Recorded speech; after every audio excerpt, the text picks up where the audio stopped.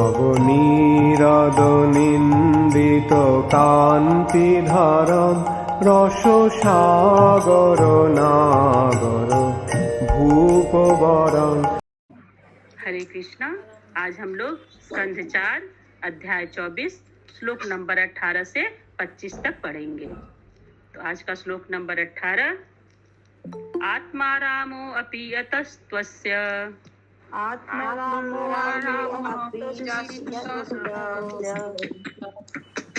लोककल्पस्य राधसे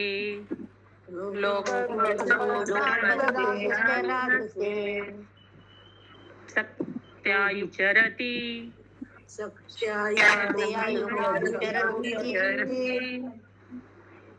घोरया भगवान् भवः।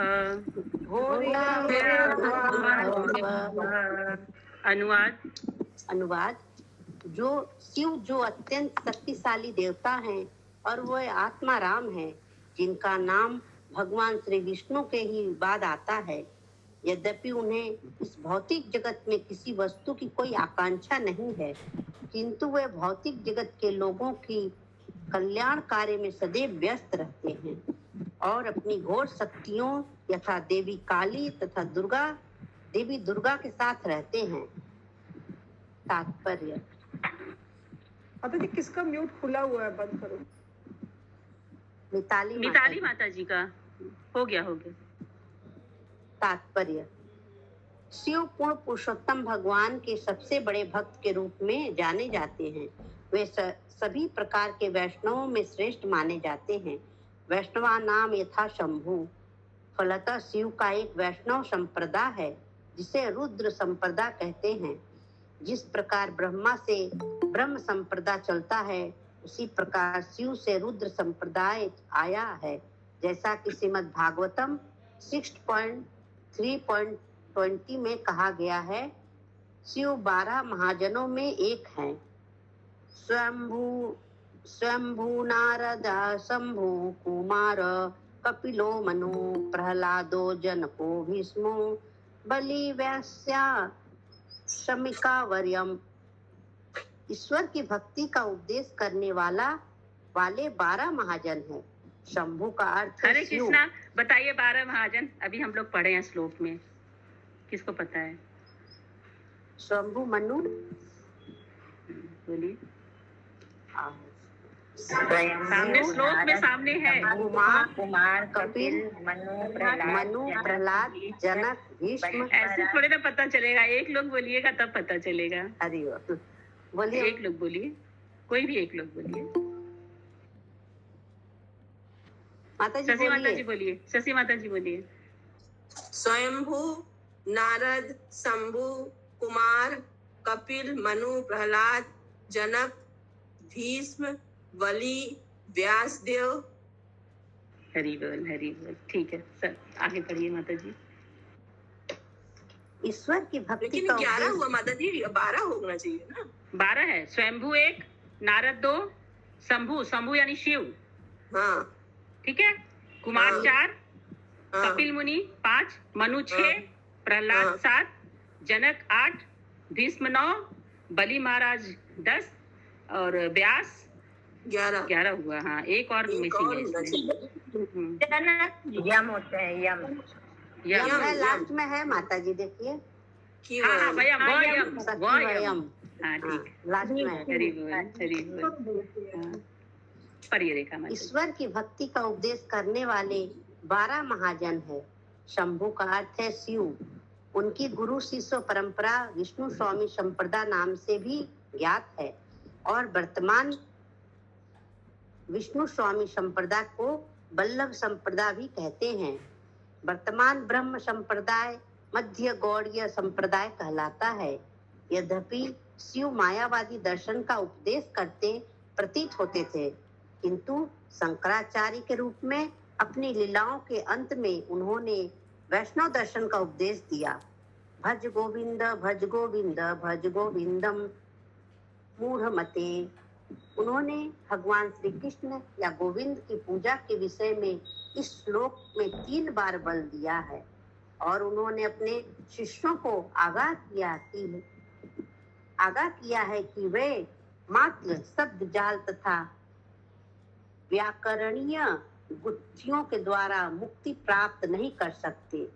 यदि कोई सचमुच मुक्ति पाने हेतु गंभीर है तो उसे भगवान श्री कृष्ण की पूजा करनी चाहिए। यही श्रीपाद शंकराचार्य का अंतिम उपदेश है। यहाँ पर यह उल्लेख हुआ है कि शिव सदैव अपनी भौतिक शक्ति के साथ रहते हैं। सत्वा घोर या भौतिक शक्ति देवी दुर्गा या देवी काली सदैव उनके वश में रहती हैं। देवी काली तथा दुर्गा समस्त असुरों को मारकर उनकी सेवा करती हैं। कभी कभी देवी काली इतनी क्रोध हो उठती हैं कि वह बिना विचारे सारे असुरों का वध कर देती हैं। देवी काली के एक सर्वाधिक प्रचलित चित्र में उन्हें असुरों के मुंडों की माला पहने और बाएं हाथ से एक सिर को पकड़े तथा दाएं हाथ एक विशाल खंड लिए दिखाया जाता है। ये वाले रूप को क्या बोलते हैं? देवी काली का जो ये वाला रूप है, इसका किसी का नाम पता है? इनका नाम है छिन्न मस्तका। माँ का सभी रूप में रहता है माता जी, मुंडों की माला पहने रहती नहीं, है। लेकिन ये वाला में कुछ ज्यादा ही है। ये वाले हाथ रूप में में लिए हैं। हाँ, छिन्न मस्तका जो है सर ही नहीं रहता है, सब नहीं रहता, सब से भी खून निकलता सर है। नहीं रहता है छिन्न मस्तिका में। हाँ, छिन्न मस्तक। ये सर नहीं नॉर्मल रहता है। काली का है। नहीं, हाँ, अपना उसका सर नहीं अपने रहता है। हाथ में लिए अपना रहती सिर काट लेती हाँ, हैं। ये हाथ काली- सर लेके काली माँ हाथ का में ही ली है। रहती हैं। यहाँ अपना काली सर माँ का काट रूप के है। अपना सर हाथ में ली रहती लिए हैं। रहती हैं। हाँ, हाँ। छिन्न मस्तक का कौन उसका की नाम। धारा सब लोग मालूम लेता है ना। आगे पढ़िए रेखा माता। महान युद्ध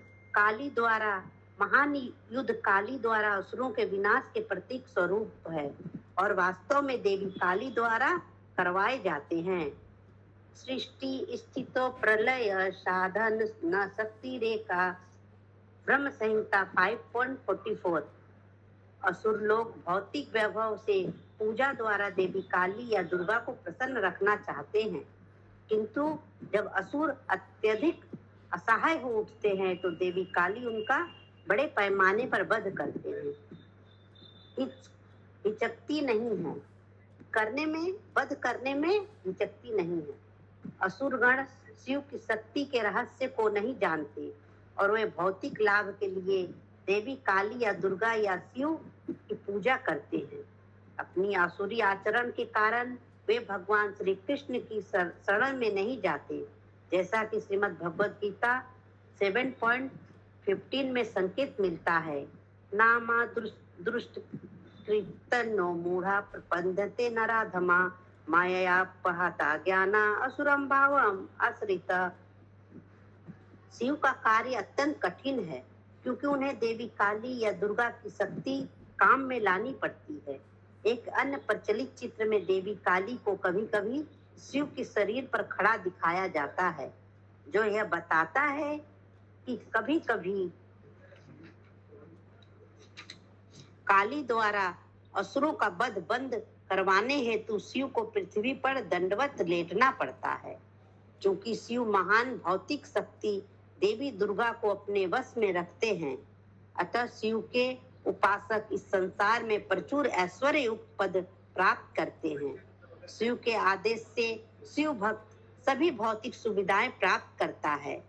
इसकी विपरीत श्री विष्णु के उपासक वैष्णव भौतिक संपत्ति में सने सने निर्धन होते जाते हैं, क्योंकि भगवान श्री विष्णु अपने भक्तों को सांसारिक ऐश्वर्य के बंधन में नहीं पड़ने देना चाहते। भगवान श्री विष्णु तो अपने भक्तों को अंतःकरण से बुद्धि प्रदान करते हैं, जैसा कि भगवद गीता 10.10 में कहा गया है। तेषां सततयुक्तानां भजतां प्रीतिपूर्वकं ददाति बुद्धि योगम तम येन मामुपयन्ति ते। जो निरंतर मेरी भक्ति में रत रहते हैं और प्रेम पूर्वक मेरी पूजा करते हैं, उन्हें मैं बुद्धि प्रदान करता हूँ, जिससे वे मेरे पास आ सके। इस प्रकार भगवान श्री विष्णु अपने भक्त को बुद्धि प्रदान करते हैं, जिससे वह श्री भगवान के धाम को वापस जाने में प्रगति कर सकता है। चूंकि भक्त को किसी प्रकार के भौतिक वैभव से कोई सरोकार नहीं रहता, अतः वह देवी काली या देवी दुर्गा के अधीन नहीं रहते। शिव इस भौतिक जगत में तमोगुण के भी अधीक्षक हैं। उनकी शक्ति देवी दुर्गा समस्त जीवों को अविद्या के अंधकार में रखती हुई बताई जाती है। या देवी सर्वभूतेषु निद्रा रूपेण संस्थिता। ब्रह्मा तथा शिव दोनों ही भगवान श्री विष्णु के अवतार हैं, किंतु ब्रह्मा को सृष्टि करने का भार सौंपा गया है, जबकि शिव को संहार का, जिसे वे अपनी भौतिक शक्ति देवी काली या देवी दुर्गा की सहायता से पूरा करते हैं। इस प्रकार इस श्लोक में शिव को विध्वंसक शक्तियों सत्वा घोरया के साथ रहते बताया गया है और वस्तुत स्थिति भी यही है। हरे कृष्ण। किसी को कुछ समझना है इसमें तो बहुत आसान है, बहुत आराम से पूरा समझा दिया गया है, बहुत अच्छे से समझाए हैं मैत्रेय मुनि। यहाँ आत्माराम, शिव जो अत्यंत शक्तिशाली देवता और आत्माराम यानी वो आत्म संतुष्ट है, वो खुद में संतुष्ट हैं और विष्णु के बाद उनका नाम आता है। ठीक है। और उनकी घोर शक्तियां हैं देवी काली और दुर्गा देवी, उन्हीं के सहायता से वो भौतिक शक्ति लोगों को प्रदान करते हैं, माया में बांधते हैं। ठीक है ना। तो हम लोग आगे पढ़ते हैं श्लोक नंबर 19। मैत्रेय उवाच प्रचेतसः पितृवाक्यं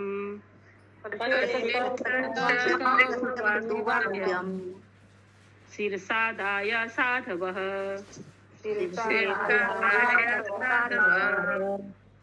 दिशं प्रतीचिं प्रययु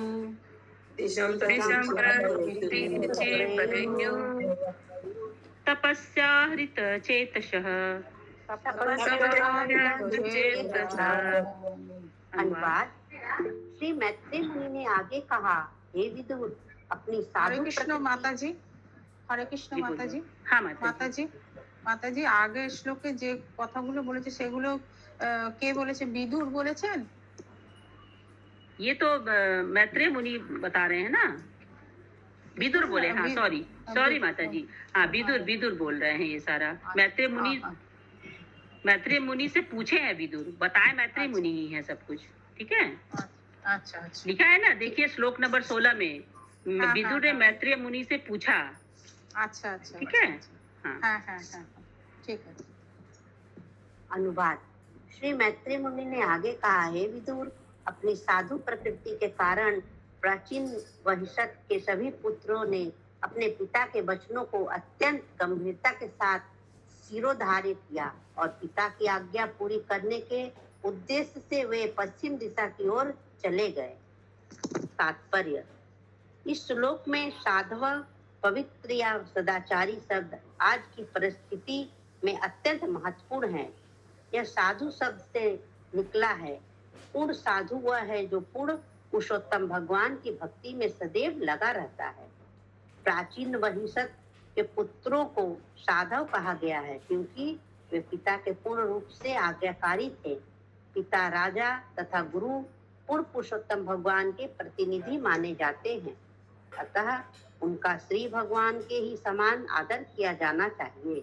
पिता, गुरु तथा राजा का धर्म यह है कि वह अपने अधीनस्थों को इस प्रकार नियंत्रित करे कि अंततः वे श्री भगवान के शुद्ध भक्त बन सके। वह तो बड़ों का कर्तव्य है और अधीनस्थों का कर्तव्य यह है कि वे आदेशों का सही तथा अनुशासित ढंग से पालन करें। शीर्षा अपने मस्तक पर शब्द का शब्द भी महत्वपूर्ण है क्योंकि प्रचेताओं ने पिता के आदेश को मस्तक पर धारण कर लिया, जिसका अर्थ यह है कि उन्होंने उसे पूरी तरह स्वीकार कर लिया। हरे कृष्ण।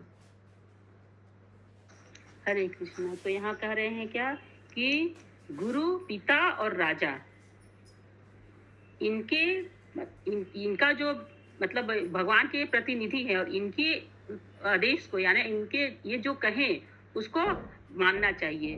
तो बड़ों का कर्तव्य है कि छोटे लोगों को शिक्षा दें, और जो अधीनस्थ यानी छोटे लोग जो हैं उनका क्या कर्तव्य है कि उस आदेश को सही और अनुशासित ढंग से जैसे उन्होंने कहा उस तरह से उसको पालन करें। ठीक है, तो हम लोग अभी पढ़ रहे हैं श्लोक नंबर 30।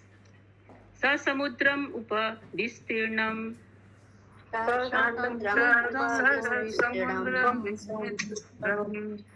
अपश्यन् सुमहत्सरः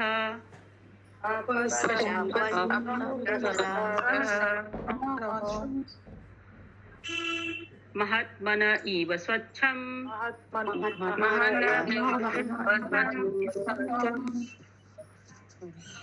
प्रसन्न सलिलाशयम्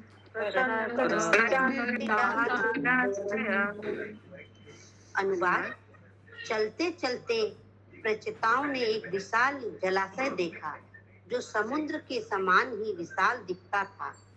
इस सरोवर का जल इतना शांत था मानो किसी महापुरुष का मन हो, और इसके जलचर इतने बड़े जलाशय इसके संरक्षण में होकर अत्यंत शांत तथा प्रसन्न प्रतीत हो रहे थे।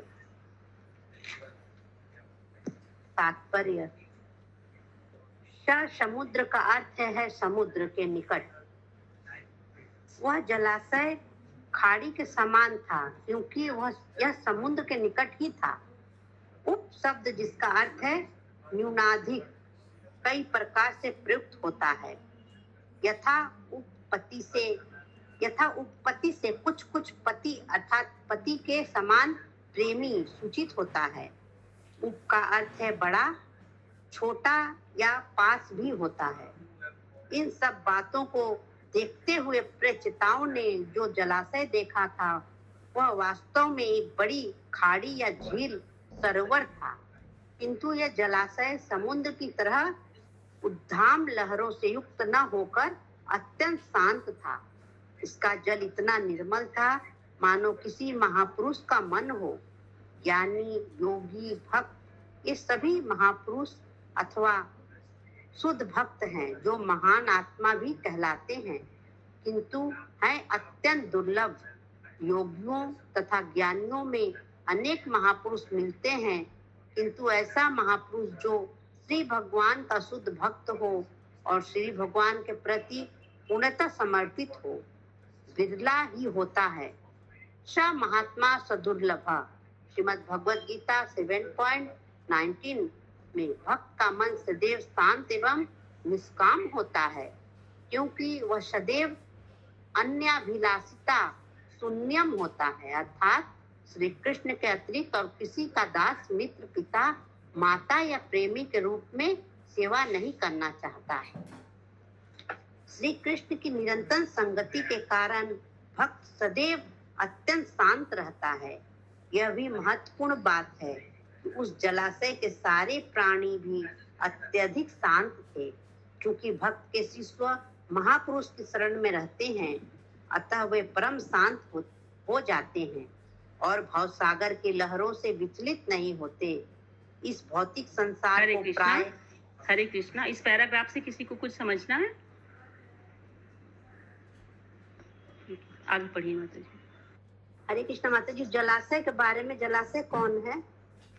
माता जी ये लोग जब आगे बढ़े तो इनको एक जलाशय मिला, लिखा है ना विशाल जलाशय देखा। चलते चलते प्रचेताओं ने, हाँ, बहुत बड़ा तालाब, मतलब इतना बड़ा था कि लग रहा था जैसे कि समुद्र की तरह विशाल है। लिखा है ना समुद्र, ठीक है। और उस एकदम खाड़ी के समान था। और उपमा ने लिखा है कि जैसे देखने में लग रहा था कि बहुत बड़ा समुद्र है, देखने में समुद्र की तरह लग रहा था।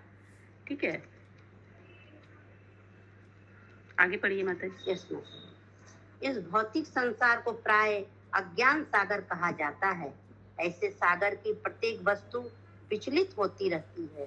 भक्त का मन भी समुद्र या विशाल जलाशय के समान होता है, किंतु उसमें उद्वेलन नहीं होता।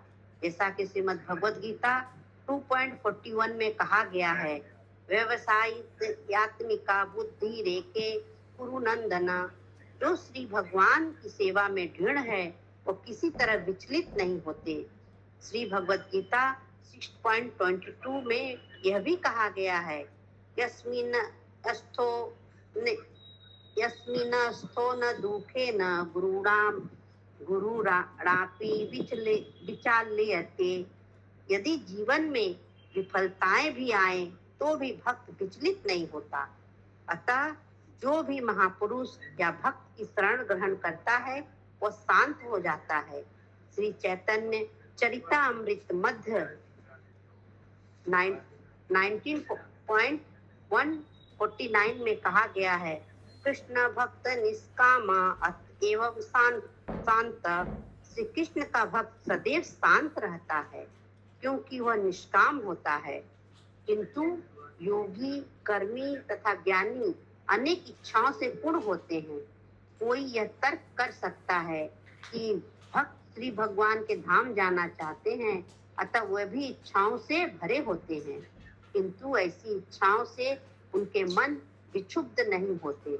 यद्यपि भक्त श्री भगवान के धाम जाना चाहता है, अतः वह जीवन की सभी परिस्थितियों में प्रसन्न रहता है। फलतः इस श्लोक में महान मन शब्द यह आभास देने हेतु प्रयुक्त हुआ है कि जलाशय का पानी उतना ही शांत था जितना कि भक्त का मन। हरे कृष्णा। अब समझ में आया माता जी की भक्त से जलाशय मन का शांति, तुलना क्यों हुआ है। तुलना हुआ है। हाँ। श्लोक नंबर 21। नील रक्तोत्पलाम्भोज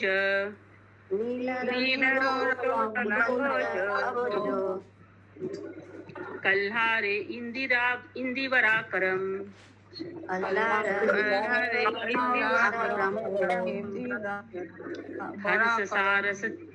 हंस सारस चक्रावक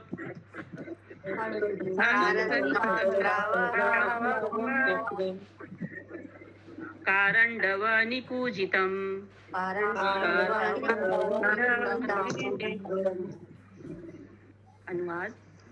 अनुवाद। उस विशाल सरोवर में विभिन्न प्रकार के कमल पुष्प थे। कुछ नीले थे तो कुछ लाल, कुछ रात्रि में खिलने वाले थे तो कुछ दिन में, और इंद्रिवर जैसे कुछ कमल शाम को खिलने वाले थे। इन सब फूलों से सारा सरोवर पुष्पों की खान सा प्रतीत हो रहा था। फलस्वरूप सरोवर के तटों पर हंस, सारस, चक्रवाक, बत्तख तथा अन्य सुंदर जल पक्षी खड़े हुए थे। यहाँ पर देखिए इस जलाशय का कितना सुंदर परिभाषा दिया जा रहा है। कितना सुंदर था वो जलाशय। अलग अलग मतलब कमल के फूल, नीले, लाल। आज तक लाल कमल फूल तो हम लोग नहीं देखे हैं, पिंक देखे हैं बस। हाँ, रात्रि में कोई खिल रहा है, कोई शाम में खिल रहा है। मतलब इतना मनमोहक वहाँ का दृश्य है उस जलाशय का। कितने अच्छे से उसका वर्णन किए हैं प्रभुपाद जी। चलिए आगे क्या देखते हैं। तात्पर्य। इस श्लोक में आकारम खान शब्द महत्वपूर्ण है, क्योंकि जलाशय ऐसी खान के सदस्य लग रहा था जिसमें विभिन्न प्रकार के कमल उत्पन्न होते हो। कुछ कमल तो दिन में खिलने वाले थे, कुछ रात्रि में और कुछ संध्या काल में खिलने वाले थे, और तदनुसार उनके नाम तथा रंग भिन्न भिन्न थे। ये सभी फूल उस सरोवर में विद्यमान थे और उस सरोवर अत्यंत शांत था तथा कमल पुष्पों से पूरित था। अतः हंस, चक्रवाक तथा बत्तख जैसे पक्षी किनारों पर खड़े थे और विभिन्न प्रकार के गीत गा रहे थे, जिससे सारा दृश्य मनोरम लगता था। जिस प्रकार भौतिक प्रकृति के तीनों गुणों के मेल से भिन्न भिन्न प्रकार के मनुष्य होते हैं, उसी प्रकार पक्षी, वृक्ष, भंवरे भी भिन्न भिन्न प्रकार के होते हैं। भौतिक प्रकृति के तीनों गुण के अनुसार ये सारी वस्तुएं विभाजित है। हंस तथा सारस जैसे पक्षी जो स्वच्छ जल तथा कमल पुष्पों का आनंद उठाते हैं, वे गंदे स्थानों पर बैठने वाले कौवों से पृथक होते हैं। इसी प्रकार ऐसे मनुष्य भी होते हैं जो तमोगुण तथा रजोगुण से नियंत्रित होते हैं, और दूसरे वे होते हैं जो सतोगुण से नियंत्रित होते हैं। यह सृष्टि विविधता से इतनी पूर्ण है कि प्रत्येक समाज में भिन्नताएं हैं। इस प्रकार कमल पुष्पों से पूरित उस विशाल सरोवर के तट पर सभी उत्तम पक्षी आनंद ले रहे थे। हरे कृष्ण। हरे कृष्णा। कितना अच्छा यहाँ उदाहरण दिया जा रहा है कि पक्षियों का भी उदाहरण, की मतलब जो पक्षी हैं, अच्छे अच्छे पक्षी हैं, सारस हैं, हंस हैं, ये लोग स्वच्छ जल में रहते हैं, और जैसे कौवे गंदे स्थान पे हैं उनसे दूर रहते हैं। तो उसी प्रकार मनुष्य भी हैं, जो रजोगुण तमोगुण वाले लोग हैं, उनसे सतोगुण के लोग, उनके बीच में अपने आप को रखना पसंद नहीं करते हैं। लिखा है सतोगुण से नियंत्रित होते हैं। मतलब कौवे का तुलना किया गया है किससे? रजोगुण और तमोगुण व्यक्ति से। और हंस सारस कौन है? सतोगुण वाले लोग, सतोगुण वाले। हाँ।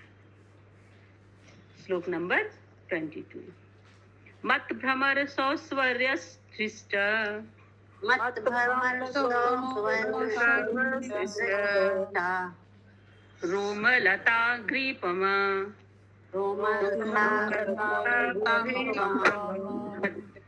पद्मकोसरजो दिक्षु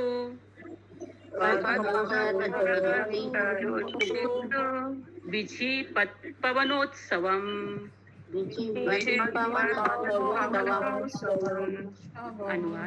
अनुवाद। उस सरोवर के चारों ओर तरह तरह के फूल तथा लताएं थी और उन वृक्ष, पर माता जी, वृक्ष तथा लताएं। उस सरोवर के चारों ओर तरह तरह के वृक्ष तथा लताएं थी और उन पर मतवाले भौरे गूंज रहे थे। भौरों की मधुर गूंज से वृक्ष अत्यंत उल्लासित लग रहे थे और कमल पुष्पों का केसर वायु में बिखर रहा था।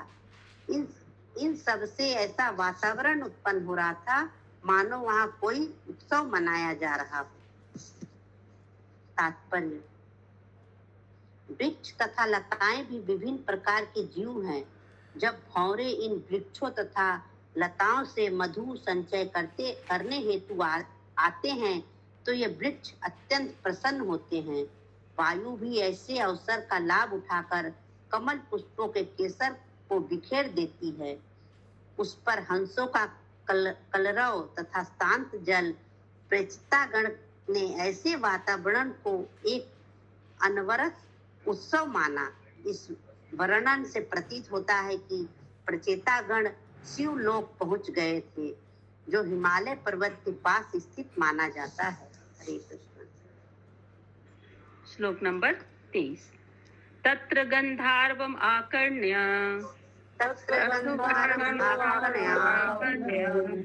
दिव्य मार्ग मनोहरम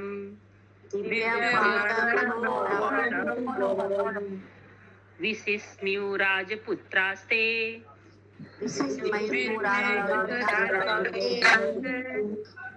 मृदंगपन वाद्यनु।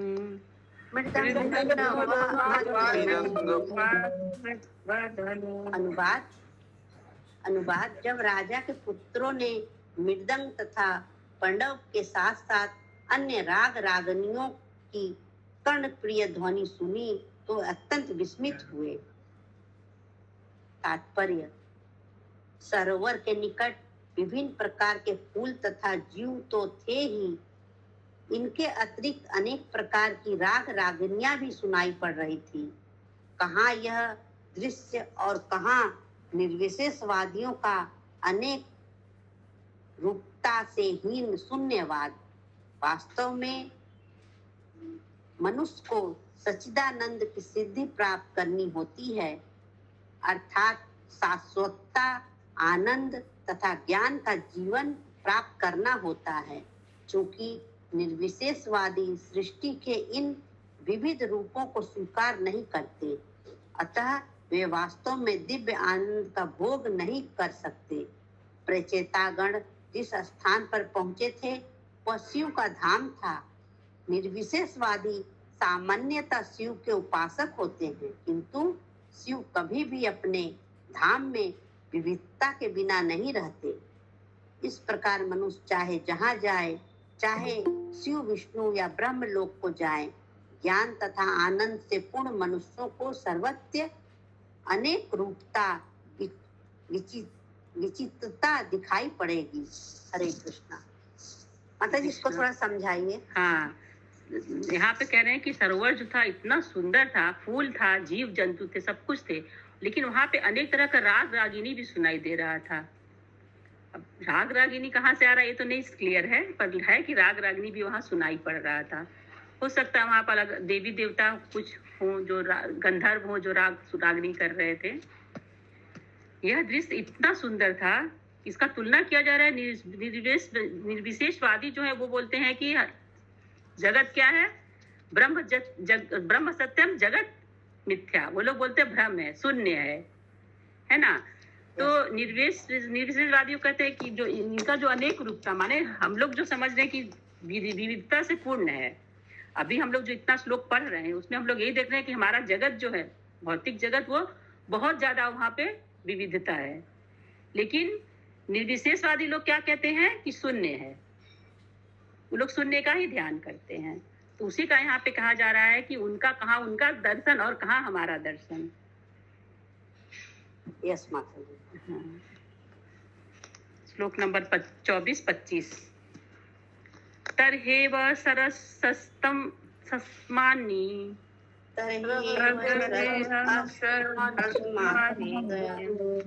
निष्क्रामन्तं स अनुगमम्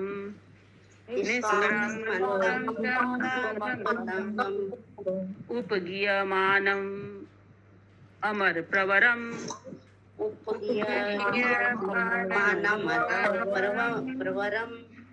विबुध अनुगय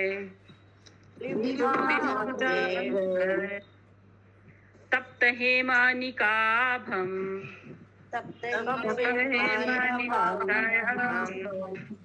सिति कंठम तिलोचनम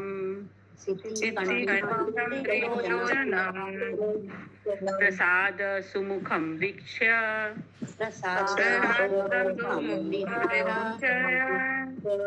प्रणेमु जात कौतुकः